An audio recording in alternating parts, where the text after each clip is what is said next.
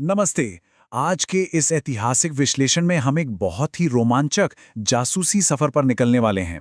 हम समय में पीछे जाएंगे और उन प्राचीन भारतीय राज्यों के रहस्यों को सुलझाएंगे जो सदियों से खामोश पत्थरों और सिक्कों में दबे हुए थे। मतलब ये सिर्फ कोई पुरानी बोरिंग कहानी नहीं है, बल्कि हम ये देखेंगे कि कैसे पुरानी लिपियों के कोड क्रैक करके पूरे के पूरे साम्राज्यों का नक्शा दोबारा से तैयार किया गया। तैयार हैं आप? अब आपके मन में ये सवाल आ सकता है कि भाई हमें कैसे पता चलता है कि 2500 साल पहले क्या हुआ था। जाहिर सी बात है, इतिहास की किताबें जादुई रूप से आसमान से तो टपकती नहीं है और ना ही किसी ने ये जानकारी हमें प्लेट में सजाकर दी है। असल में इसे जमीन के नीचे दबी परतों, उकेरे गए पत्थरों और पुराने सिक्कों से एक एक करके डिकोड करना पड़ता है। सच कहूं तो एक इतिहासकार का काम किसी जासूस से बिल्कुल कम नहीं होता, जो बिखरे हुए सुरागों को जोड़कर पूरी सभ्यता की तस्वीर बनाता है। तो चलिए जल्दी से देख लेते हैं कि आज के हमारे इस सफर के अहम पड़ाव क्या होंगे। लिपियों को समझना, लोहा और महापाषाण काल, महाजनपदों का उदय, सिक्कों की डिकोडिंग, आम लोगों का जीवन और आखिर में एक रैपिड रिवीजन। तो बिना किसी देरी के शुरू करते हैं। सबसे पहले बात करते हैं प्राचीन लिपियों को डिकोड करने की। देखिए, जब प्राचीन भारत के इतिहास की बात आती है ना, तो 1830 का दशक एक बहुत बड़ा गेम चेंजर साबित हुआ था। ईस्ट इंडिया कंपनी के अधिकारी थे जेम्स प्रिंसेप। उन्होंने इतिहास की दुनिया का मानो सबसे बड़ा कोड ब्रेक कर दिया था। अब इस शिलालेख को ही ले लीजिए। इसमें जो अक्षर उकेरे गए हैं वो सदियों तक लोगों के लिए बस एक अनसुलझी पहेली थे। लेकिन जब प्रिंसेप ने इन प्रतीकों को डिकोड किया तो उन्हें कई शिलालेखों पर एक खास शब्द बार बार मिला, पियदस्सी, जिसका मतलब होता है मनोहर मुखाकृति वाला राजा। बस इसी एक सुराग ने महान मौर्य सम्राट अशोक के इतिहास के दरवाजे हमारे लिए खोल दिए। है ना कमाल की बात? और पश्चिमोत्तर भारत में इस्तेमाल होने वाली खरोष्टी लिपि को पढ़ने का तरीका तो और भी दिलचस्प था। यूरोपीय विद्वानों ने एकदम शानदार जासूसी वाला दिमाग लगाया। उन्होंने हिंद यूनानी राजाओं के वो द्विभाषी सिक्के इस्तेमाल किए जिन पर यूनानी और खरोष्टी दोनों ही लिपियों में राजाओं के नाम लिखे होते थे। उदाहरण के लिए मान लीजिए अपोलोडोटस नाम है, तो उन्होंने यूनानी और खरोष्टी दोनों में अ की ध्वनि वाले प्रतीक को मैच किया। इसी तरह एक एक करके ध्वनियों और अक्षरों को अलग करके उन्होंने पूरी की पूरी लिपि ही पढ़ डाली। चलिए अब लिपियों से थोड़ा आगे बढ़ते हैं और बात करते हैं लोहे, महापाषाण और सत्ता के उदय की। लिखित इतिहास से थोड़ा और पीछे चलें तो जमीन के नीचे दबे साक्ष्य हमें कुछ बहुत बड़े बदलावों की कहानी सुनाते हैं। ईसा पूर्व पहली सहस्राब्दी में मध्य और दक्षिण भारत में पत्थर के बड़े बड़े ढांचों वाली कब्रें मिलने लगी थीं। इन्हें महापाषाण या मेगालिथ्स कहा जाता है। अब चौंकाने वाली बात क्या है पता है? इन कब्रों में मृतकों के साथ लोहे के औजार और हथियार दफनाए गए थे। अब जाहिर सी बात है, ये लोहे के हथियार किसी नई सामाजिक व्यवस्था और बढ़ती ताकत का ठोस सबूत हैं। और यही वो ताकत थी जो आगे चलकर नए शहरी केंद्रों और मगध जैसे शक्तिशाली राज्यों के उदय का कारण बनी। अब आते हैं भारतीय इतिहास के एक बहुत ही अहम मोड़ पर, 16 महाजनपद। 6ठी शताब्दी ईसा पूर्व। इसे भारतीय इतिहास में एक बहुत बड़ा टर्निंग पॉइंट माना जाता है। 600 ईसा पूर्व का ये दौर बहुत ही हलचल भरा था। सत्ता एक जगह सिमट करी थी और 16 बड़े राज्यों का उदय हुआ जिन्हें महाजनपद कहा गया। लोहे के औजारों का इस्तेमाल बढ़ा तो खेती में पैदावार भी जबरदस्त तरीके से बढ़ी। इससे क्या हुआ? नए नए शहरों का निर्माण हुआ। मतलब खेती की इस तरक्की का सीधा कनेक्शन नई राजनीतिक ताकत के उदय से था। और सिर्फ राजनीति ही नहीं, इसी दौर में बौद्ध और जैन धर्म जैसी नई विचारधाराओं का भी जन्म हुआ, जिन्होंने पुरानी मान्यताओं को एक तरह से चुनौती दी।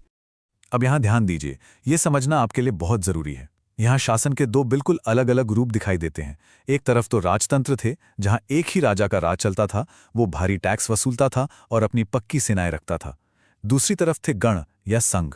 ये कुलीन तंत्र यानी ओलिगार्की के रूप में काम करते थे। यहां सत्ता किसी एक राजा के हाथ में नहीं, बल्कि एक समूह के बीच बंटी होती थी। और एक बहुत ही दिलचस्प फैक्ट यह है कि भगवान महावीर और भगवान बुद्ध ये दोनों ही इन्हीं गणराज्यों से आते थे। अब देखते हैं कि सिक्के कैसे हमें इन राजवंशों की कहानी बताते हैं। सिक्कों की डिकोडिंग। देखिए, पुराने अभिलेखों के अलावा इतिहास को समझने का एक और बहुत तगड़ा टूल है सिक्के शासकों ने अपनी पहचान बनाने, अपना समय बताने और अपना दबदबा दिखाने के लिए सिक्कों का जमकर इस्तेमाल किया। ईसा की पहली शताब्दी में कुषाण राजाओं ने भारी मात्रा में सोने के सिक्के जारी किए। इन सिक्कों की सबसे खास बात यह थी कि इनका आकार और वजन उस समय के रोमन सम्राटों और ईरान के शासकों के सिक्कों के बिल्कुल बराबर था। इसका सीधा सा मतलब यह है कि कुषाण ग्लोबल ट्रेड रूट्स यानी वैश्विक व्यापार मार्गों पर अपना पूरा दबदबा बना रहे थे और अंतर्राष्ट्रीय स्तर पर बड़े पैमाने पर व्यापार कर रहे थे। अपनी सत्ता को और ज्यादा पक्का और शक्तिशाली दिखाने के लिए राजाओं ने एक और तरकीब निकाली। उन्होंने खुद को सीधे देवताओं से जोड़ लिया। कुषाण शासकों ने खुद को देवपुत्र की उपाधि दी, जिसका मतलब है ईश्वर का पुत्र। उन्होंने बाकायदा मथुरा और अफगानिस्तान के मंदिरों में अपनी विशालकाय मूर्तियां लगवाईं, ताकि आम जनता उन्हें भगवान के बराबर ही समझे। ऐसा माना जाता है कि ये उपाधि उन्होंने चीनी शासकों से प्रेरित होकर ली थी, जो खुद को स्वर्गपुत्र कहा करते थे। राजा महाराजाओं की बातें तो बहुत हो गईं। अब जरा देखते हैं कि आम लोगों का जीवन कैसा था। इन बड़ी बड़ी मूर्तियों और राजाओं की तारीफों से हटकर क्या आपने कभी सोचा है कि आम इंसान की जिंदगी कैसी थी? क्योंकि अभिलेख तो ज्यादातर राजाओं के ही गुणगान करते हैं ना।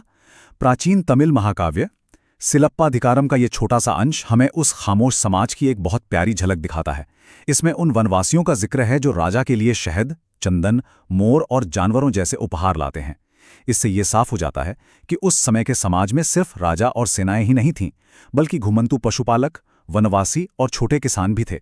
उनका जीवन पूरी तरह से प्रकृति और इन उपहारों के लेन देन पर टिका था, भले ही इतिहास की किताबों में उनका जिक्र हमें कम ही मिलता हो। तो चलिए, अब वक्त है एक रैपिड लेक्चर रिवीजन का। अब तक हमने जो भी पहेलियां सुलझाई हैं, उन्हें समेटने का समय आ गया है। एग्जाम के नजरिए से इन 4 शब्दों को तो बिल्कुल अपने दिमाग में बैठा लीजिए। पहला है एपिग्राफी या अभिलेख शास्त्र, मतलब पत्थरों या धातुओं पर उकेरे गए लेखों की पढ़ाई।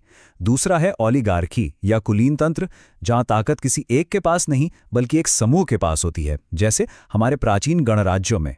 तीसरा शब्द है गहपति, जिसका सीधा सा मतलब है परिवार का मुखिया या जमीन का मालिक।